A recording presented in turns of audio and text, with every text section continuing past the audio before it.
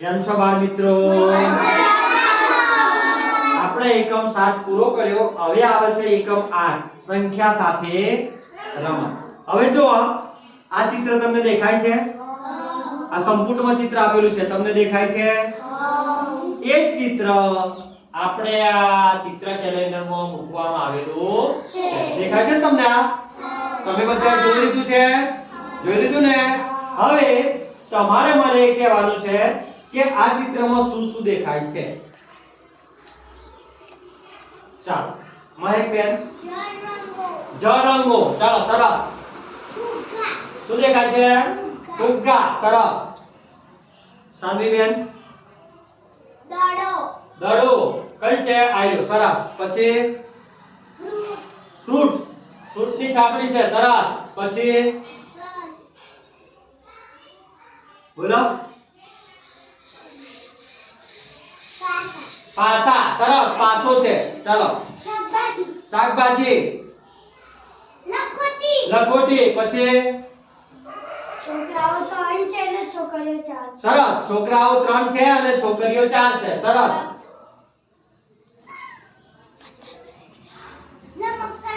રમકડા. સરસ. આ બોક્સમાં રમકડા ભરેલા છે ને? ચાલો.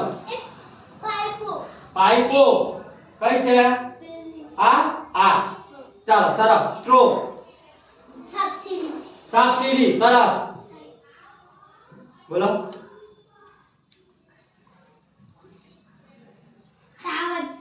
ટાવર. પિરામિડ બનાવે છે. સરસ. પછી ચાલો દક્ષ કુમાર. ખુરશી.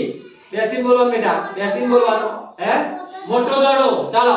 હવે સમજો. બધા છોકરા છે એ એક જ પ્રકારનું રમે છે, એક જ પ્રકારનું કામ કરે છે ભાઈ? હે? ના. ચાલો. બીજા છોકરા શું કરે છે? સાહેબ થોડા છોકરા રમે છે ને શું રમે છે પણ? સાપ સીડી ને દોડા કૂદવાનું રમે અને પછી થોડા જણ દોડે અને ચાલો. હવે તમને આમાંથી કઈ રમત રમવી વધારે ગમે? ચાલો. કને ફુગ્ગા ફૂલાવાની. પછી દોરવાની. ચિત્ર દોરવાની. દોરડા કૂદવાની. બોલો. તમને શું ગમે?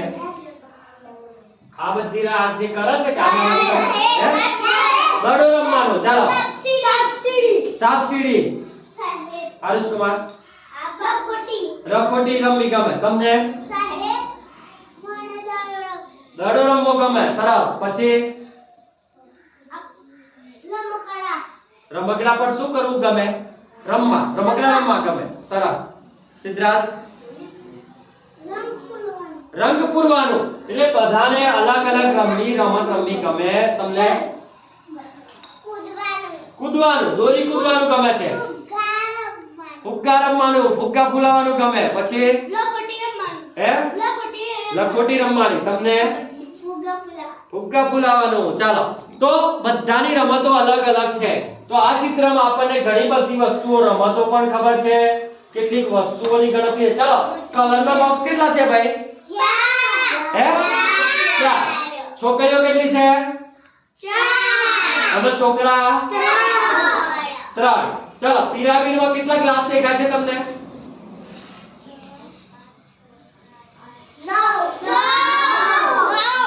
9 કે? ગણ્યા? ચાલો. 1 2 3 4 5 6 7 8 9 ને 10 થયા. કેટલા છે? 10. ચાલો. સરસ. પછી દડા કેટલા છે? અને લખોટી 4. ચાલો. પછી બીજું ફુગ્ગા 2. ચાલો. ખુરશી 1. ચાલો. જળ કલર 5. સરસ. તો આ ચિત્રમાંથી આપણને ઘણું બધું જાણવા મળ્યું. તો આ આપણે એકમની શરૂઆત ચિત્રના આધારે આપણે કરવાની છે. હવે આપણે આ એકમમાં આગળ તરફ જવાનું છે. છતાં પણ આ ચિત્ર તમારે હજુ વારંવાર જોવાનું છે અને પછી ફરી ચર્ચા કરવાની છે. ચાલો હવે આગળની પ્રવૃત્તિ તરફ જઈએ.